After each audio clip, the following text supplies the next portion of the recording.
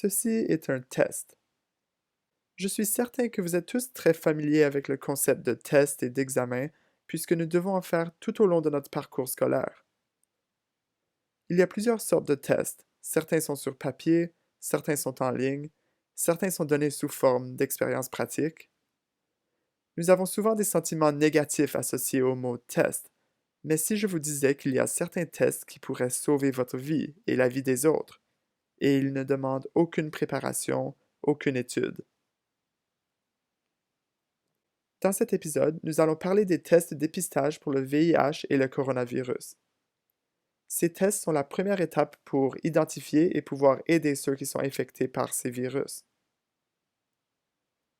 Je suis Nicolas, et ceci est le 4e épisode de notre série de présentations vidéo que nous vous présentons grâce au Center for Blood Research à UBC. Comme nous l'avons vu dans le premier épisode, depuis 1981 à travers le monde, plus de 72 millions de personnes ont été infectées par le VIH et environ la moitié de ces personnes en sont mortes. Aujourd'hui, il y a environ 39 millions de personnes qui vivent avec le VIH.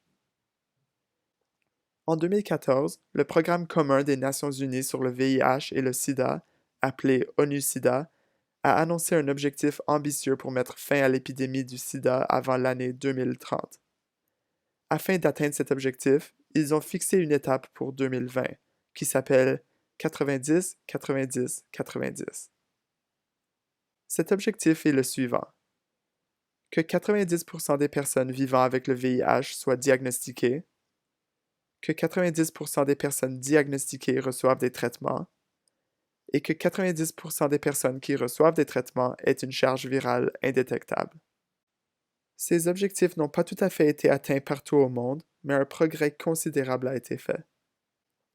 La première étape, et l'étape la plus importante, est le dépistage du VIH. Sans cette étape, les personnes infectées ne pourraient pas savoir qu'elles ont besoin de traitement. Le dépistage est aussi très important pour que les personnes infectées puissent prendre les mesures appropriées pour se protéger et diminuer les chances de transmettre le virus aux autres. Quand nous sommes malades, nous pouvons parfois aller chez le médecin et se faire diagnostiquer sur place, mais le dépistage du VIH n'est pas aussi simple, puisque les symptômes sont très généraux ou non spécifiques. Au début de l'infection, les symptômes ressemblent à ceux de la grippe. Maux de tête, douleurs musculaires, fièvre.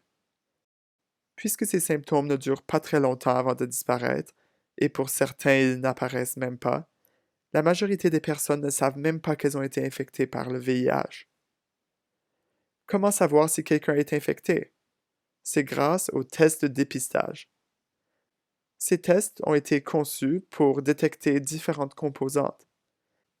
Ils peuvent détecter la présence d'anticorps contre le VIH, de protéines virales ou de certaines parties du génome du VIH. Avant d'expliquer ces 3 types de tests, j'aimerais mentionner que si vous pensez avoir été exposé au VIH, vous pouvez vous faire tester de manière anonyme grâce au programme du dépistage du VIH offert par le Centre de contrôle des maladies de la Colombie-Britannique. C'est très facile de se faire tester par ce programme sans avoir à vous identifier. Un lien pour ce programme anonyme est inclus dans la description de cette vidéo expliquant les étapes à suivre pour se faire tester. Parlons d'abord du test pour détecter les anticorps, qui est le test de dépistage du VIH le plus commun. Si vous vous en souvenez, les anticorps sont les protéines spécifiques créées par les cellules immunitaires spécialisées appelées lymphocytes B, afin d'identifier et tuer les pathogènes qui envahissent notre corps. Ce n'est que quelques semaines après le début de l'infection que les lymphocytes B commencent à produire des anticorps spécifiques contre le VIH. Ces anticorps se retrouvent alors dans plusieurs fluides corporels, incluant le sang, qui est utilisé pour le dépistage puisqu'il est relativement facile à obtenir. Si des anticorps contre le VIH sont détectés dans le sang, cela signifie que cette personne est infectée par le VIH. Comment vérifions-nous si quelqu'un a des anticorps contre le VIH dans le sang? La technique utilisée s'appelle ELISA. De petites quantités de sang sont traitées afin qu'il ne reste dans l'échantillon que les petites molécules, comme les protéines, l'ADN, les anticorps et le virus s'il est présent. Cet échantillon est ensuite placé dans des petits puits sur une plaque, comme celle-ci. Chaque puits contient des antigènes de VIH, qui sont les protéines uniques au virus. Chaque puits contient aussi des anticorps de détection, qui servent à détecter les anticorps contre le VIH dans l'échantillon, s'il y en a.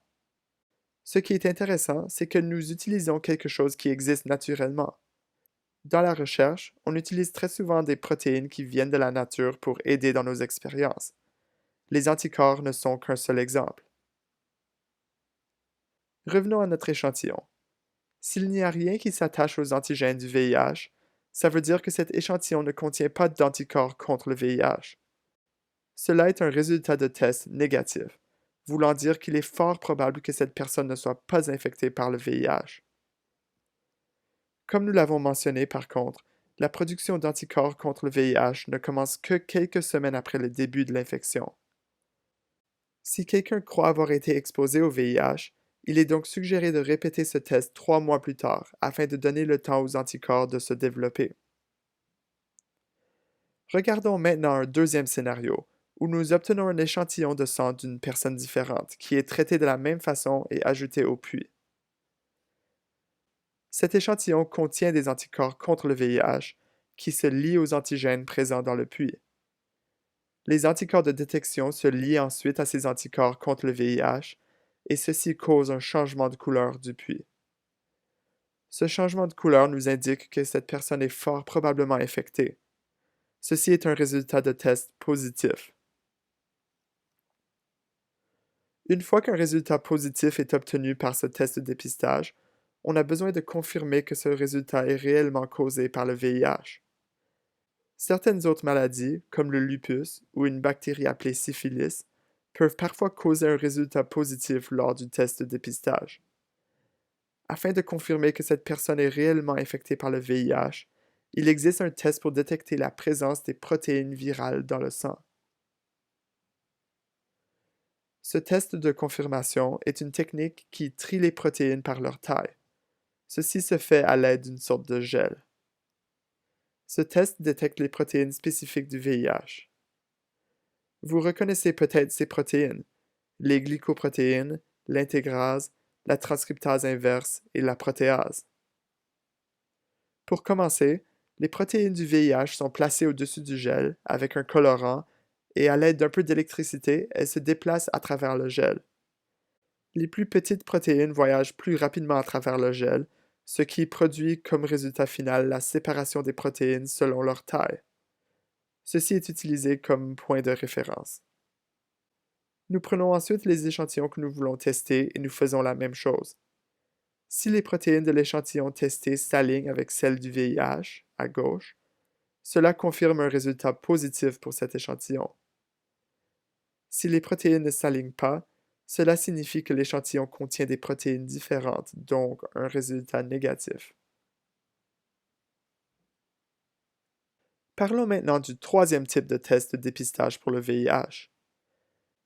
Rappelons-nous que le VIH a un génome formé d'ARN.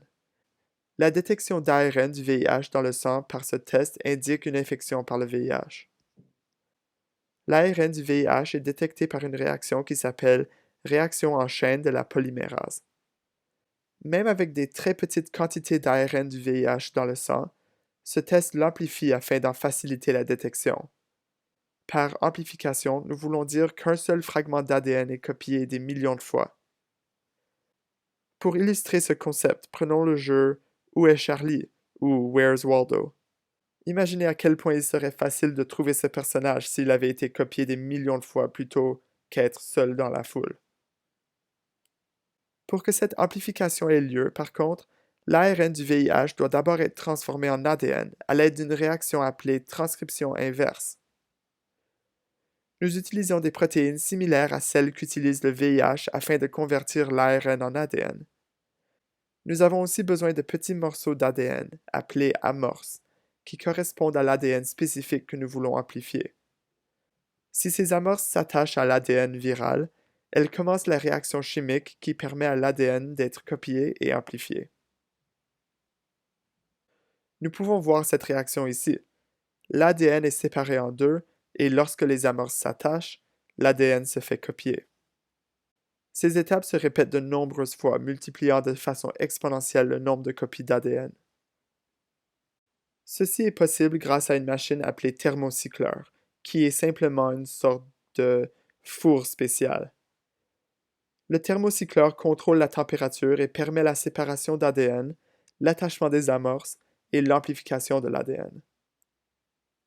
Cette machine, ainsi que la réaction en chaîne de la polymérase, ne sont pas seulement utilisées pour détecter le VIH dans le sang.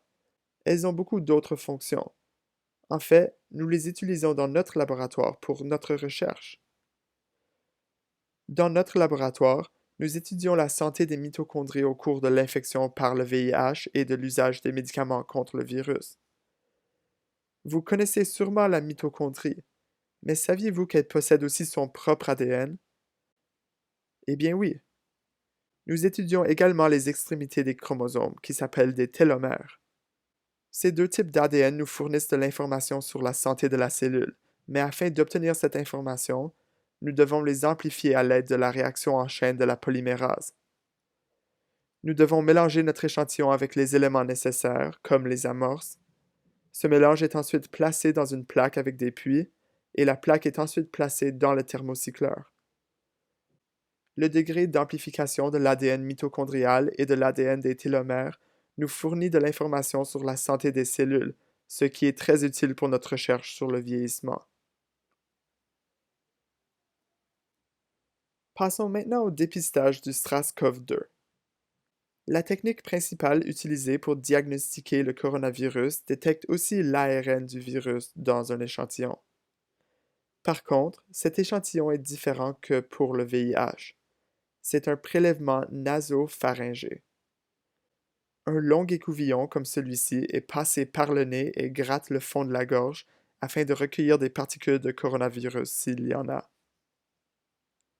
Comme le VIH, le coronavirus a un génome formé d'ARN.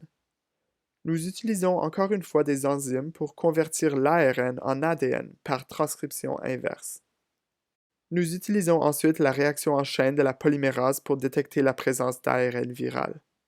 Cette réaction est tellement précise qu'une seule particule du virus est suffisante pour nous confirmer que quelqu'un est infecté par le coronavirus. Si l'écouvillon a recueilli des particules du virus, l'ADN est amplifié et le résultat du test est positif. Sinon, il n'y a aucune amplification et le résultat du test est négatif.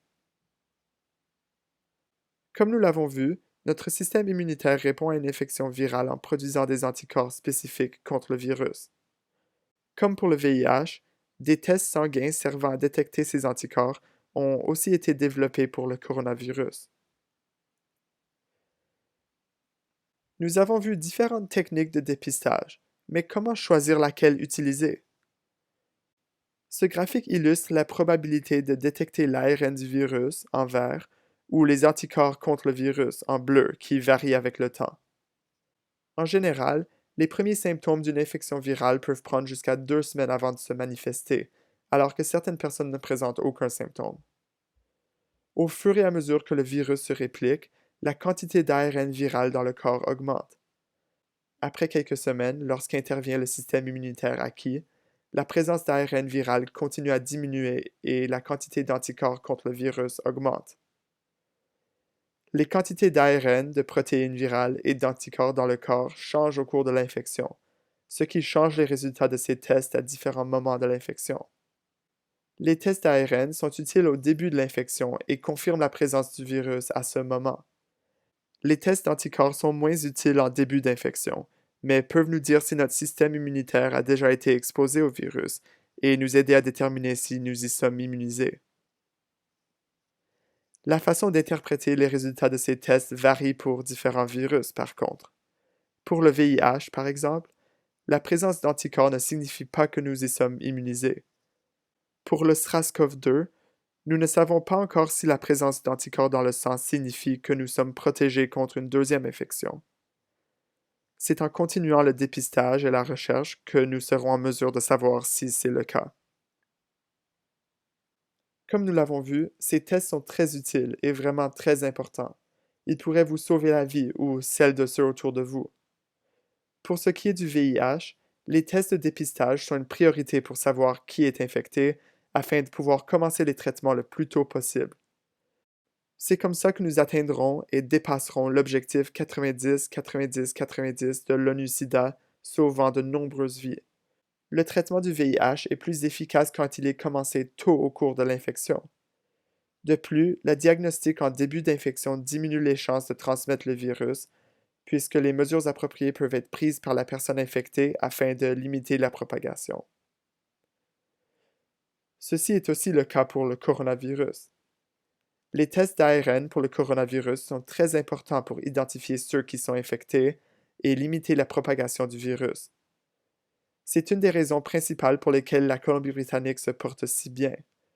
Nous sommes peut-être encore loin d'un retour à la vie normale, mais ce sont ces tests qui nous permettent d'avancer dans la bonne direction.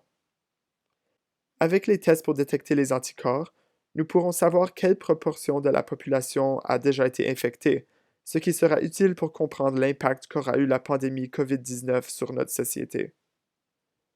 Cela pourrait aussi potentiellement nous fournir de l'information valable pour des mesures de prévention et des traitements plus efficaces, ce qui est le sujet de notre prochain épisode. Comme toujours, je vais vous laisser avec une question. Lesquels des choix suivants ne seraient pas utiles pour traiter le VIH ou le coronavirus? Ce n'est pas grave si vous ne le savez pas, nous parlerons de ça la semaine prochaine. À bientôt!